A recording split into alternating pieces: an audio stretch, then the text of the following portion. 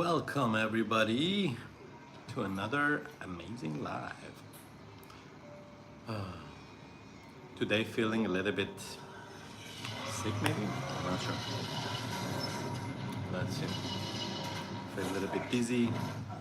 Uh, my tongue is white and it feels a little stiff here.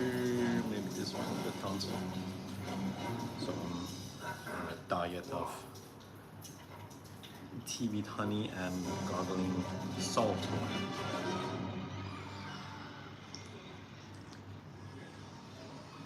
Soothing. I did take my temperature also, but I don't know how that works out in Cambodia because just the environment is so hot.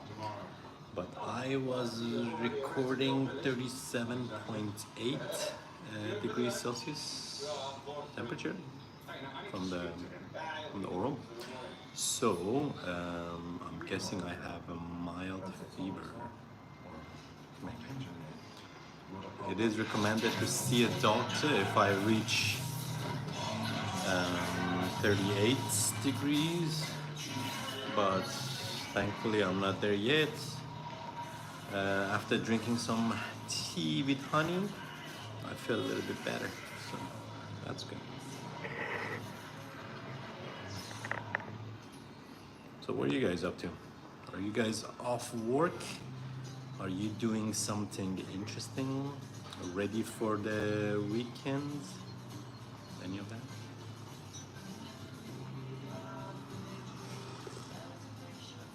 Oh, that's good.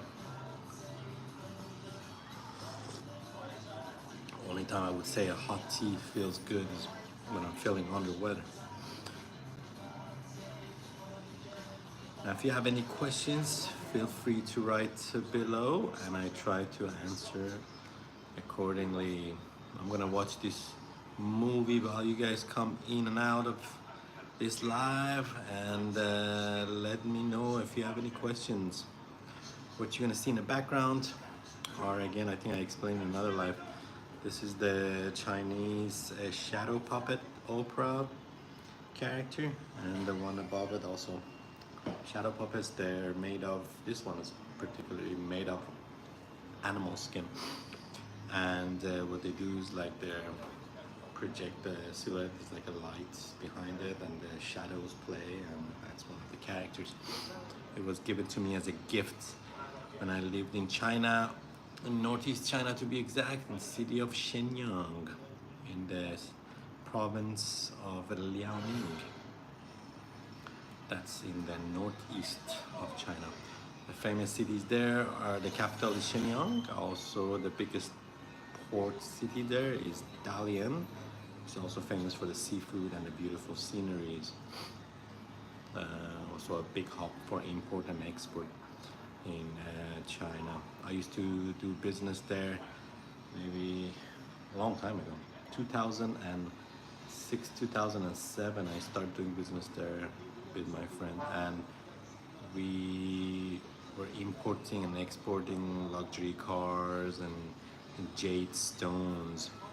So they brought like luxury cars from America into China. Back then there were not that many of them, and we were importing jade stones from China because my friend had connections with the mining in north of China somewhere.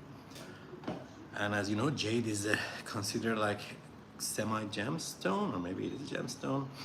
And the Chinese, they really like it, especially the grade A jade. It has a green, light green aura to it, and it's supposed to have benefits, like health benefits. So they do make tiles and also make beds and chairs and shower and things like that in China. All there's so many statues of it and put up everywhere. So if you have any questions about China, you can ask me. Now I'm here in Cambodia, in Phnom Penh, for 2.5 weeks now in the new apartment. I used to live here prior to this, 2023, for about a year, and I was here in Phnom Penh. I did get to go travel around Cambodia a lot. So went to Kep, Kampot in the south, Siem Reap, and then a bunch of small cities on the way and around Phnom Penh. explore a lot of local things, and because I noticed that most YouTube channels here are about just the basic drinking culture and the pubs and the restaurants that are local for foreigners.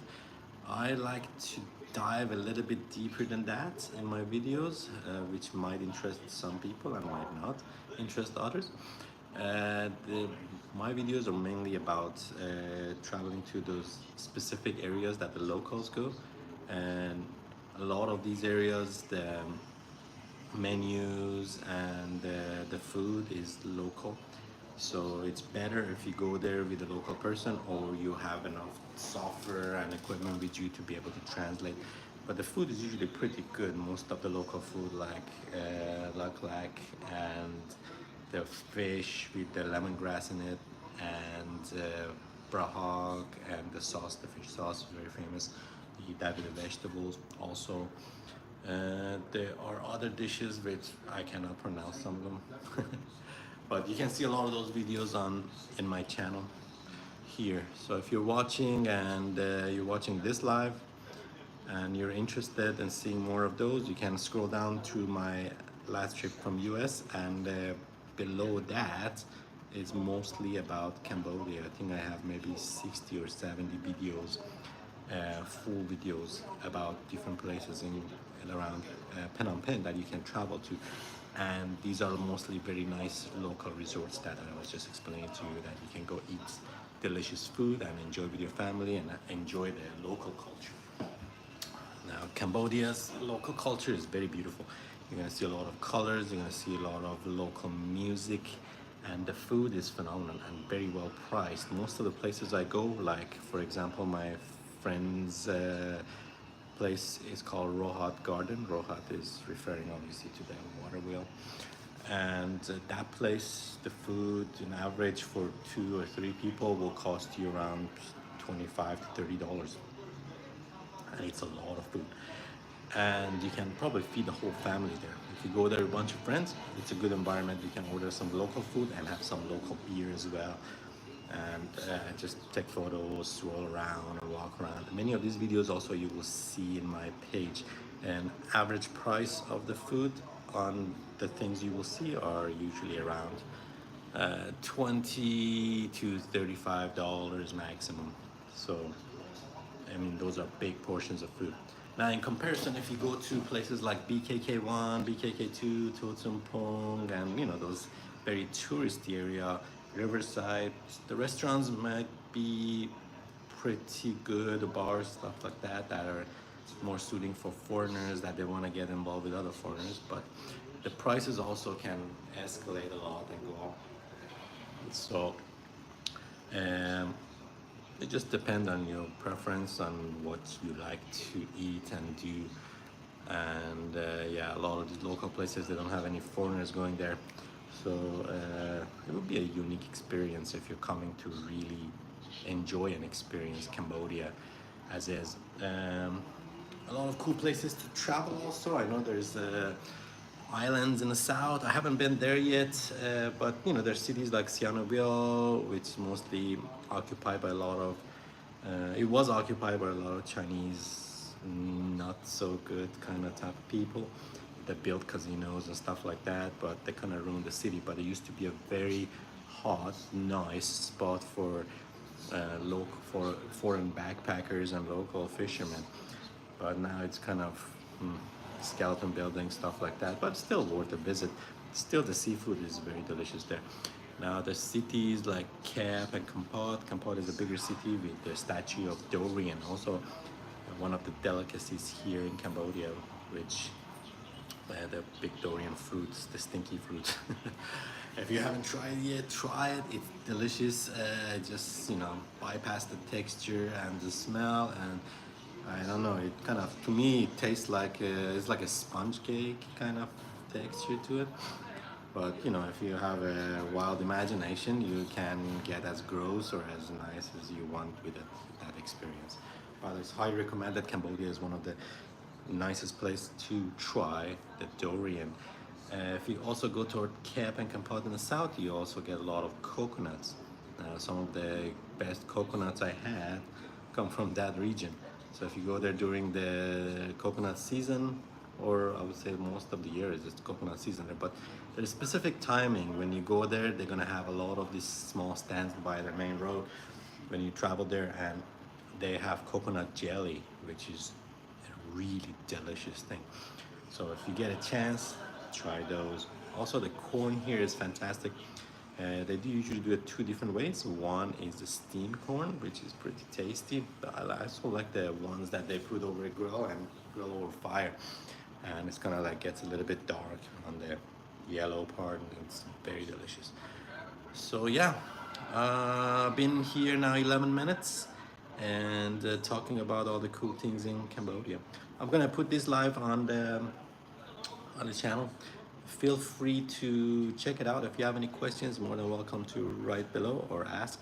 And feel free to join my other lives as well. I try to usually go live at least once or twice a day, just experimenting with this. So yeah, let me know.